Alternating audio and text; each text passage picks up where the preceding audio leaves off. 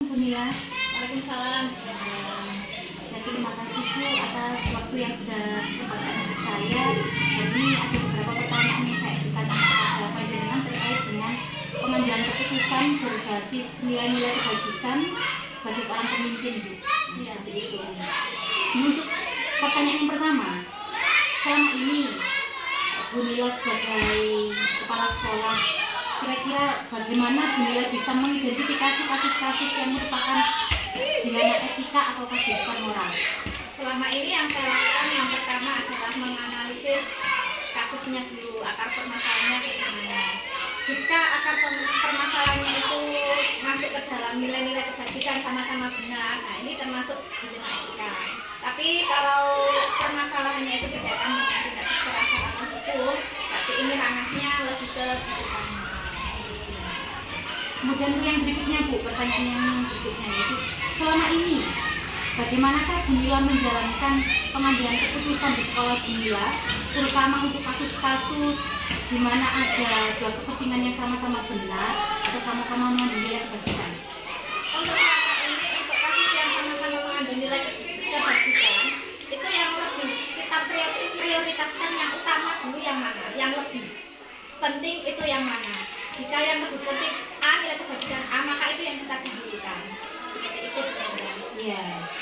Karena kan ada Bu ya yang ada 4 paradigma berpikir yang pengambilan keputusan ini, termasuk yang jangka panjang itu melawan jangka pendek, kemudian rasa kasihan melawan rasa kesetiaan atau seperti itu ya Bu ya. Iya. Jadi kalau menurut Bu Nila itu sebenarnya satu kasus itu bisa di dalamnya terdapat lebih dari satu paradigma pemikiran.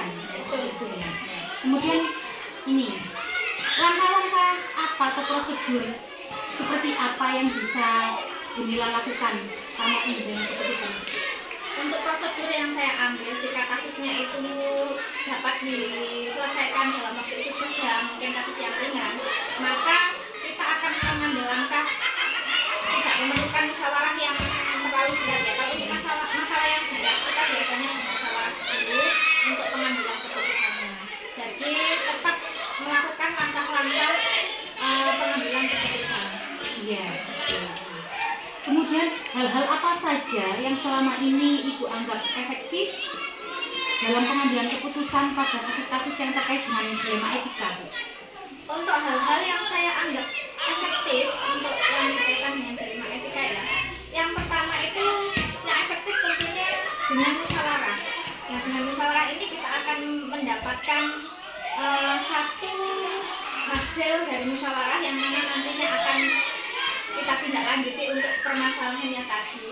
Nah, apabila kita tidak berhasil pada satu hasil musyawarah tadi, kita harus ada alternatif untuk pengambilan tadi untuk mengatasi masalah tersebut. Jadi tidak hanya satu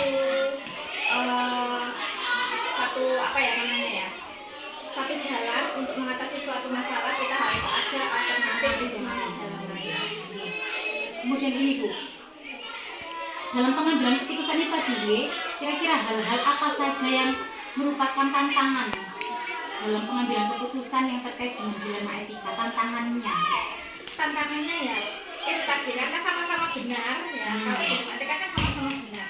Nah, kita untuk tantangannya bagaimana kita mengambil keputusan tapi sama-sama tidak merugikan satu sama lain. Nah, itu yang merupakan tantangannya benar-benar dalam mengambil keputusan yang benar-benar tepat. Otomatis saya butuh dukungan dari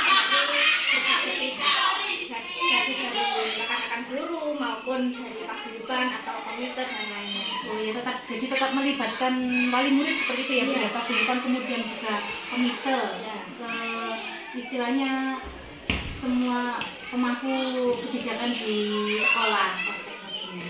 Kemudian ini Bu, apakah Bu Nila itu memiliki semacam jadwal tertentu dalam sebuah penyelesaian kasus ya yang terkait dengan dilema etika itu sendiri? Kemudian apakah Bu Nila misalnya tidak perlu menjadwal untuk menyelesaikannya, bisa langsung saja itu juga ya?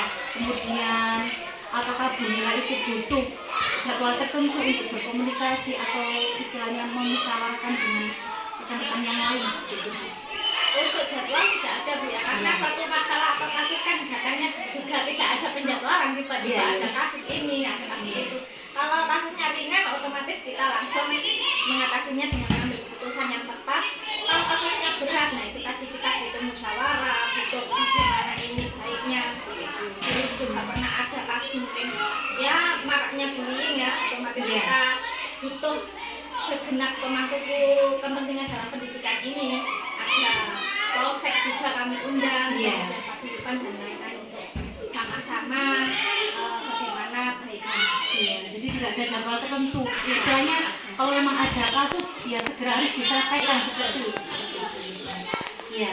Kemudian menurut Bu Nila sendiri, adakah seseorang atau faktor-faktor yang selama ini bisa mempermudah panjenengan atau membantu panjenengan dalam pengambilan keputusan?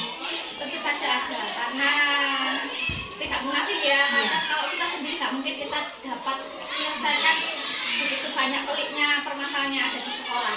Jadi dukungan itu yang paling utama adalah rekan-rekan guru, karena memang keseharian saya kan berkomunikasi dengan para guru. Kemudian juga dukungan dari wali murid juga, komite dan lembaga-lembaga lain mungkin seperti polsek dan sebagainya. Dari serangkaian yang sudah Bu Nila ceritakan tadi, yang sudah disampaikan tadi itu, pembelajaran apa Bu yang dapat Bu Nila petik dari pengalaman Ibu selama mengambil keputusan? Untuk pembelajaran yang dapat saya petik adalah bagaimana kita memberikan apa ya, suatu budaya disiplin positif, sehingga jika disiplin positif ini